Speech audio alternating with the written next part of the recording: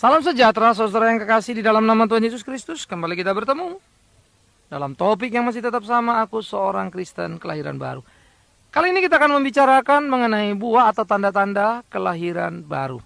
Efesus pasal 4, 21-24 akan merupakan pokok pikiran kita. Demikian firman Tuhan. Efesus pasal 4, 21-24. Karena kamu telah mendengar tentang Dia dan menerima pengajaran di dalam Dia menurut kebenaran yang nyata dalam Yesus. Yaitu bahwa kamu berhubungan dengan kehidupan kamu yang dahulu harus menanggalkan manusia lama yang menemui kebinasaannya oleh nafsunya yang menyesatkan, supaya kamu dibaharui di dalam roh dan pikiranmu, dan mengenakan manusia baru yang telah diciptakan menurut kehendak Allah di dalam kebenaran dan kekudusan yang sesungguhnya. Saudara yang kekasih, ketika kelahiran baru itu ada di dalam hidup kita, maka pasti ada tanda-tandanya, ya, sehingga tampak jelas. Karena seperti pohon yang dikenali dari buahnya, demikian juga kelahiran baru akan dikenali di dalam hidup kita. Tindakan iman seorang percaya sebagai seorang Kristen yang dilahirkan kembali bisa dirasakan, bisa tampak jelas. Sehingga orang dilahirkan kembali tidak akan bingung. Saya dilahirkan kembali belum ya? Saya dilahirkan kembali belum ya? Begitu ya. Tetapi jika diamati, diperhatikan baik-baik, tanda itu tampak jelas. Ada buah-buahnya. Sebagaimana kita telah bicarakan pada bagian pentingnya lahir baru, maka hal tanda-tanda ini sangat berkaitan erat munculnya prosesnya. Hanya saja saudara, ada beberapa hal yang perlu kita sadari dalam hal ini. Pertama, istilah tanda di sini adalah gejala yang dapat kita kenali, sehingga kita tidak sembarangan lalu kemudian salah menyimpulkan, saya sudah lahir baru nih, begitu ya. Nah, ini yang kita perlu jaga, harus hati-hati. Ya, supaya kita betul-betul mengamati diri kita pribadi, mengenali diri kita pribadi berdasarkan tuntunan bimbingan dari Alkitab dan Roh Tuhan sendiri menolong kita. Yang kedua, buah atau tanda yang kita sebutkan di sini lebih bersifat internal di dalam kehidupan seorang percaya. Jadi bukan hal yang eksternal, ya. Seperti buah roh begitu, ya, sebagai satu wujud buah pertobatan. Nah, itu eksternal kita sebutnya. Internal jadi di dalam diri kita, di dalam batin kita begitu ya, untuk kita melihat, kita menyadari. Jadi kita bedakan ini dengan pertobatan yang keluar, eksternal, di luar nanti bagaimana bereaksi dengan orang lain begitu, bagaimana berinteraksi dengan orang lain, ya. Walaupun hal ini tidak bisa dipisahkan. Kenapa? Ya kan, Yakobus sudah katakan, iman tanpa perbuatan sama dengan omong kosong, kan begitu. Kalau Anda punya iman pasti berbuat. Itulah. Sekalipun orang yang berbuat itu belum tentu beriman benar. Tapi kalau Anda berani mengatakan punya iman yang benar, pasti berbuat. Begitu juga. Orang sudah lahir baru, berani ngomong lahir baru, pasti bertobat. Dan orang yang sudah bertobat, ya pasti punya buah roh, Bro. Kalau enggak, ya jangan ngomong lah. Ya, supaya aman dunia ini. Karena terlalu banyak orang bicara dia sudah lahir baru, dia sudah ini, sudah itu, dan seterusnya. Tapi perilakunya sangat menakutkan, sangat mengerikan. Saya kira kalimat Yakobus perlu menyadarkan semua kita supaya jangan terperangkap pada perangkap-perangkap seperti itu.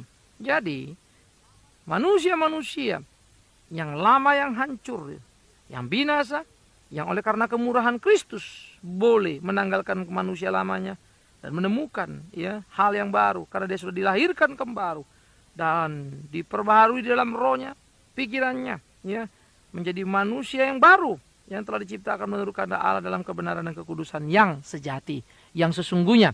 Jadi bukan ukuran diri seperti yang kita bicarakan sebelumnya. Adalah ukuran Allah yang dipakai. Jadi bukan kebenaran diri, tapi kebenaran Allah yang dipakai. Karena ketika kebenaran Allah dipakai, seluruh manusia berdosa. Tapi waktu kesadaran itu muncul pada dirinya, ini yang luar biasa. Nah jadi, sama seperti yang sudah kita bicarakan sebelumnya, tanda-tanda kelahiran baru yang pertama, yang paling berasa itu adalah, dan paling utama begitu yang muncul adalah kesadaran akan keberdosaan. Nah, ini menjadi satu tanda bagi seorang yang dilahirkan kembali. Nah, tanda ini akan muncul yaitu kepada satu rasa yang aktual. Bagaimana seseorang yang sudah dilahirkan kembali itu muncul tandanya yaitu kesadaran akan dosa, membuat dia sangat membenci dosa. Maka itu muncul rasa benci pada dosa. Bahkan mungkin dia akan muak pada dirinya, yaitu perilaku-perilakunya di waktu lampau. Dia merasa jijik dengan segala apa yang dilakukannya. Padahal itu ada yang dilakukan oleh dirinya sendiri. Dia merasa enak gitu ya ngelihatnya begitu. Sehingga masa lalu itu menjadi sangat hitam bagi dia dan dia jengkel setengah mati. Sehingga itulah yang menimbulkan sebenarnya satu kepedihan. Kenapa dulu aku begitu? Bukankah seharusnya aku begini? Maka dia seperti satu bayang yang sangat hitam pekat, corok, dekil, tidak karu-karuan. Kemudian lihat yang putih bersih, rapi, luar biasa daya tariknya. Ketika dia menghadapi satu kesadaran bahwa yang mencintai dia itu putih bersih seperti yang saya bilang tadi. Sebagai satu lukisan gambaran amat cinta kasih yang hebat tadi itu. Sementara dia hitam dekil itu kesadarannya muncul. Waduh. Dia mulai memukul dirinya, menyesali. Kenapa? Kenapa dulu aku begitu? Bodoh sekali. Maka dia benci kepada masa lalunya yang jelek itu. Dia benci kepada masa lalunya yang kacau itu. Dia benci kepada masa lalunya yang tidak pas. Itulah orang lahir baru. Nah, apakah Anda membenci hidup Anda? Yaitu dosanya maksudnya. Bukan membenci masa lalu dalam arti kata, kenapa ya hidupku gini ya, mamaku begini, atau wajahku jelek, atau kenapa itu terjadi dan seterusnya. Bukan itu ya. Bukan mempersalahkan masa lalu. Karena yang mendatangkan hal yang gak enak sekarang. Tapi kita lagi bicara perbuatan-perbuatan di waktu lalu. Yang mungkin kita sangat nikmati dan menyenangkan. Itu sebab Paulus berkata, yang dulu kuanggap untung, sekarang rugi. Ya, sekarang Kristus yang harus dikejar. Nah saudara, kebencian pada dosa ini ternyata mau mendatangkan akibat juga begitu ya. Nah ini yang kedua, yaitu timbulnya satu suasana yang bagus yang membuat nilai kerohanian itu lurus kembali. Artinya normal kondisinya. Loh, ini maksudnya gimana? Ternyata kebencian akan dosa itu merestrukturisasi hidup manusia berdosa itu, sehingga seluruh sistem pikir yang tadinya salah itu diperbaiki kembali. Nah, waktu manusia berdosa itu kan sudah nggak mau berpikir tentang Allah, ya. Maka dia tidak mau dan tidak bisa lagi dia berpikir tentang Allah, ya karena itu dia nggak bisa cari Allah. Hanya Allah lah yang bermurah hati datang mencari manusia, memberikan kelahiran baru. Nah, waktu manusia berdosa itu, manusia pikirannya itu tidak lagi berorientasi pada Allah. Manusia punya kemampuan beragama, maka manusia membangun agama untuk dirinya. Dia menetapkan Allah menurut pikirannya. Nah itu agama. Supaya dunia ini nggak kacau dia bilang. Supaya dunia ini tata tertib, rapi. Maka dia menciptakan satu tatanan nilai menurut keyakinannya. Karena memang dia punya kemampuan untuk itu. Tetapi sekarang hal ini menjadi lain saudara.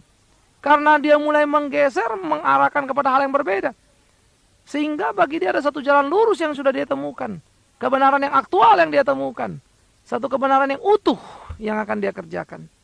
Nah ini menjadi penting saudara yang kekasih. Ya, sistemnya itu dibenarkan. Karena apa? Karena udah benci dosa. Sehingga waktu dia, ini nggak benar, ini nggak benar, ini mesti begini, mesti begini. Sistem itu mulai berorientasi teosentris, gitu ya. Jadi bukan lagi antroposentris, tapi menjadi teosentris. Yang ketiga, normalnya kembali kondisi rohani tadi itu dari antroposentris berpindah ke teosentris tadi. Ternyata mengakibatkan satu kehausan atau satu dahaga yang sangat besar terhadap kebenaran. Jadi dia haus akan kebenaran. Gitu loh. Kesadaran akan kehausan kebenaran ini, saudara, akhirnya membawa kepada satu minat yang sangat besar untuk melakukan satu pencarian. Ya. Maka orang-orang yang sudah dibenarkan ini mulai melakukan satu pencarian yang mendalam. Satu pencarian yang aktual, yang utuh begitu. Ya. Dia mulai memikirkan yang sangat penting di dalam kehidupannya. Nah dia mulai mencari apa yang menjadi bekal bagi hidupnya. Nah gairah seperti ini bukanlah satu gairah yang muncul karena keinginan tahu pribadi. Banyak orang belajar agama saudara. Banyak orang membaca Alkitab dan cepat sekali dan bisa habis. Kenapa? Karena kepentingan studinya. Yang mengambil studi banding agama misalnya. Sehingga mau tidak mau dia membaca itu. Demi mengejar nilainya. Dan hebatnya dia jadi banyak tahu. Dan mungkin lebih tahu dari banyak majelis yang tidak tahu. Ya, jadi luar biasa kali. Jadi hebat kali. Tapi ternyata itu tidak cukup untuk membawa dia kepada kebenaran. Kecuali dia sudah dilahirkan kembali. Sehingga memunculkan kebencian kepada dosa. Ya, meluruskan kembali. Memperbaiki kembali sistem pikir yang salah.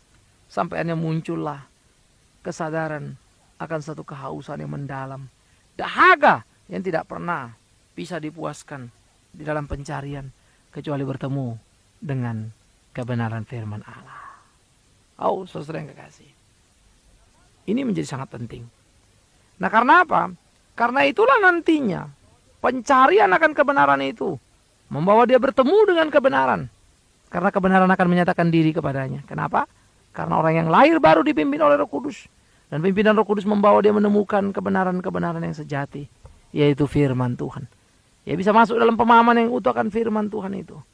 Maka disitulah munculnya satu proklamasi kemerdekaan atas dosa. Satu pertobatan yang aktual. Satu pertobatan yang nyata dan utuh. Yang membawa dia pada gelombang kemenangan yang dahsyat. Bahwa dia sekarang bukan lagi menjadi milik dunia. Apalagi milik setan. Dia sekarang sudah menjadi milik Allah. Tuhan yang hidup menjadi kepunyaannya. Nah sekarang kita penting untuk memeriksa diri kita. Nah kalau kita katakan, kita mulai tanya-tanya, Pak saya ini udah lahir baru apa belum ya? Nah mari kita lihat tanda-tanda yang tadi ini. Itu sebab saya bilang dengan kesadaran seperti ini kita bisa memeriksa diri pribadi. Ya, Roh Kudus akan tolong kita, akan pimpin kita. Yaitu pertama, apakah Anda punya kesadaran akan keberdosaan? Sehingga menimbulkan rasa benci pada dosa.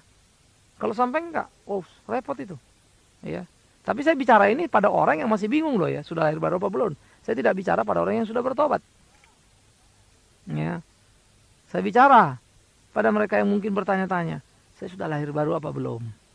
Karena memang seringkali banyak orang terlalu ringan tangan untuk menunding orang lain. Kau belum lahir baru karena begini. Karena apa itu begitu itu? Karena orang itu melakukan sesuatu yang tidak cocok dengan dirinya, langsung dia semprot kau belum lahir baru.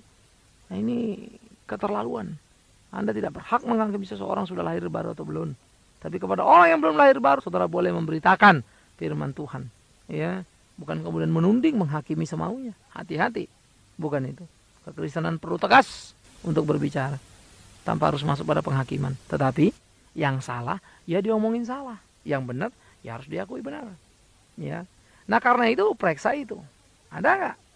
Lalu pada waktu kebencian akan dosa itu, gimana sekarang orientasi pikir? Apakah orientasi pikirnya masih menyangkut kepada diri atau mulai kepada Tuhan? Katakanlah contoh-contoh sederhana. Saudara waktu mulai pikir-pikir hidup ini mesti begini yang memuaskan saya. Seperti saudara mulai gelisah. Enggak begitu Mestinya lain kok. Nah, ketika ada kegelisahan seperti itu, itulah pertanda Anda sudah dilahirkan kembali. Karena sekarang Anda didorong dan diarahkan. Ketika kerja ada semacam perubahan kegairahan. Dulu kerja rasanya cuma mau kerja, ngumpulin duit, deposito, ya sudah amanlah hidupku masa depan. Tetapi sekarang kemudian muncul satu kesadaran yang utuh, satu kesadaran yang kuat. Loh, saya ini hidup untuk apa ya? Loh, saya punya uang banyak untuk apa ya? Ini kan semua mau saya melayani dia. Lah, ini kan semuanya mesti kembalikan untuk puji hormat nama dia. Nah, saudara, kesadaran yang muncul seperti itulah yang menjadi tanda dalam kehidupan kita bahwa kita sudah dilahirkan kembali. Karena orang yang dilahirkan kembali gairah ya untuk menyenangkan hati Allah itu sangat kuat. Nah, jadi orang-orang seperti ini akan haus kepada kebenaran. Nah, ini poin yang berikutnya kita pikir. Saudara ini haus akan kebenaran enggak? Sehingga menimbulkan satu minat atau muncul satu minat mau mulai mencari gitu loh. Oh iya, saya haus nih akan kebenaran. Saya mau gali, saya mau cari. Ya. Yosia dikatakan pada usia muda mencari ala Daud bapa leluhurnya. Bagaimana lukisan raja yang begitu hebat itu yang dikelilingi dengan berbagai kelengkapan dan fasilitas. Di dalam kemudian usia dia mencari kehendak Allah. Hebat sekali. Mengagumkan sekali. Ya, itu usianya kira-kira 16-17 tahun pada waktu itu. Dia mencari kehendak Allah. Usia 8 dari nobatkannya 8 tahun kemudian, ya betul ya. Usia 16-an tahun. Maka pada usia 16 tahun dia mulai mencari kebenaran Allah, dia mulai menegakkan kebenaran. Israel yang pada waktu itu penuh dengan berbagai patung tuangan. Yang sudah penuh dengan kebusukan. Dirombak. Dihancurkannya. Tanpa takut, saudara. Padahal bisa saja waktu itu ada kudeta karena ketidakpuasan mengingat orang-orang kafir, jumlah sudah lebih banyak. Pasti para imamnya tidak mau dan bisa membuat pergerakan bawah tanah, bukan? Dan dia bisa menjadi raja muda yang turun tahta. Tapi heran usia yang muda itu dia justru mencari kebenaran Allah. Berbahagialah dia karena kausan itu ada pada batinnya. Sementara orang lain mungkin menyelewengkannya. Karena itu periksa diri Anda. Adakah itu pada diri kita?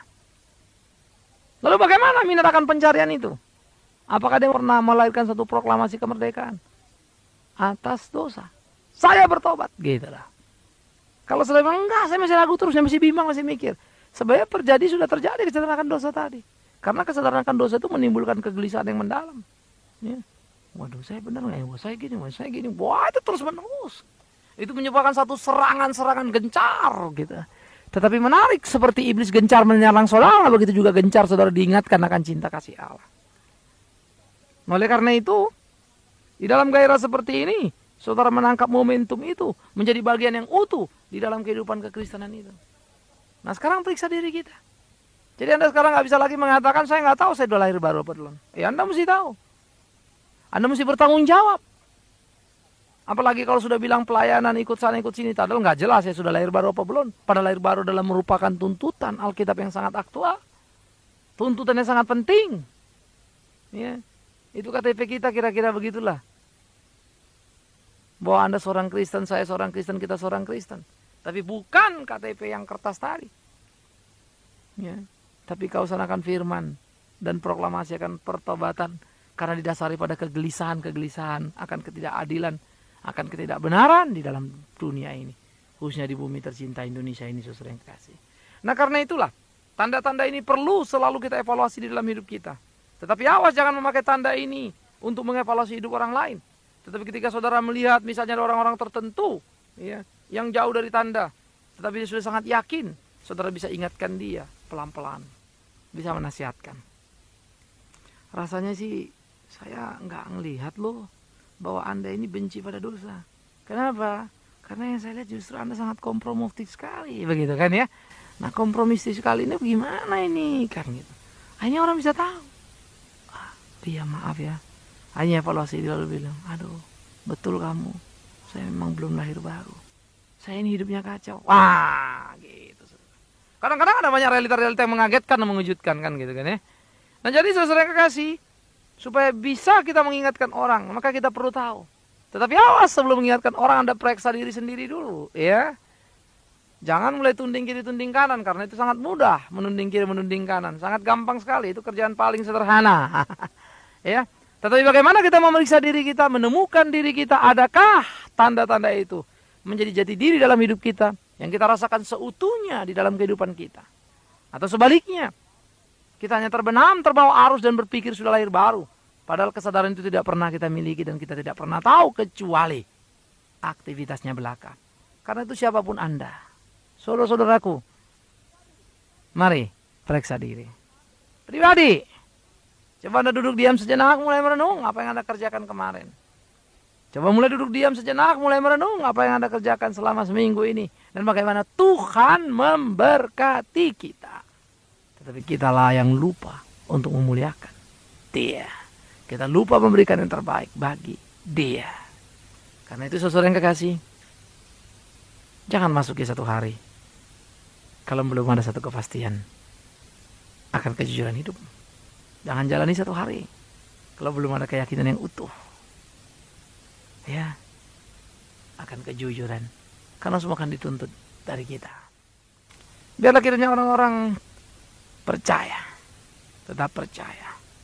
Tapi orang-orang yang belum percaya boleh menjadi percaya, karena kemurahan Allah menjangkaunya.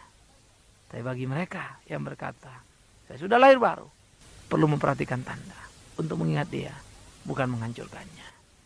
Bagi orang-orang yang belum lahir baru dan ragu, seperti yang sudah disampaikan tadi, Anda bisa memeriksa diri supaya menemukan mana yang salah dan mana yang benar. Saudaraku yang kekasih, karena itu amatilah dan cermatilah, bukan untuk menghakimi orang lain lalu berkata dia tidak lahir baru, kita lahir baru. Tapi sebaliknya justru untuk mensyukuri karya Allah dalam kehidupan kita. Biar nama Tuhan yang dipermuliakan dalam kehidupan kita, saudara. Bukan nama pribadi dan semangat kita, bukan nama kelompok dan partisan kita, siapa di belakang kita, siapa pendukung kita. Tetapi dengan seutuh-utuhnya, dengan sejujur-jujurnya kita boleh menggali keberadaan diri kita untuk melihat tanda itu. Karena jikalau belum, kita perlu mengambil sikap. Jikalau sudah, kita perlu mempertahankannya. Maka wujud mengambil sikap mesti dipikirkan, wujud mempertahankan mesti dipikirkan. Hanya dengan demikianlah kita tahu kita memang sudah bersama dengan Dia. Kita tahu Dia sudah hidup di dalam hidup kita.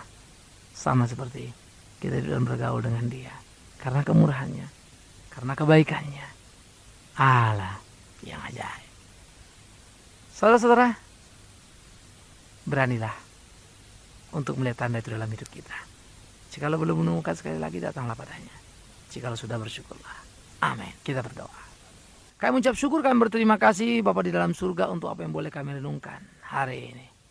Biarlah kiranya Tuhan menolong, meneguhkan kami, mengingatkan kami, supaya kami tetap setia kepadamu dan berjalan pada jalanmu ya Allah. Terima kasih. Kami boleh merenung ulang seluruh kehidupan kami, untuk menemukan jati diri yang pas dalam kehidupan kami. Jangan biarkan kami salah. Jangan biarkan kami terjerumus pada perangkap yang menghancurkan. Tapi tolong kami supaya keluar. Dan kami boleh bersatu padu untuk boleh memajukan bangsa dan negara ini. Terima kasih ya Tuhan. Di dalam nama Yesus Kristus Tuhan kami hidup. Kami naikkan doa ini. Kami mohon pimpinan Tuhan senantiasa. Amin.